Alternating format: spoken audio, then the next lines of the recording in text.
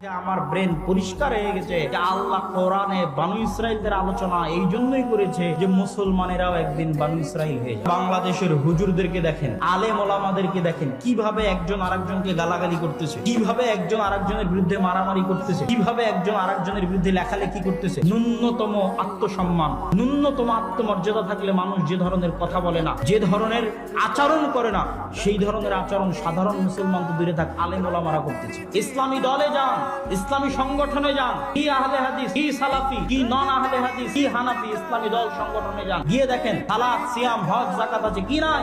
আমানতদারিতা নাই, ন্যায় পরায়ণতা নাই, সত্যবাদিতা নাই, সাহসিকতা নাই, চামচামি আছে, চাটুকারি আছে, দুর্নীতি পরায়ণতা আছে, মিথ্যাবাদিতা আছে, অসাহসিকতা আছে। এদের কি দিয়ে কোনোদিন পৃথিবী বিজয় হবে না।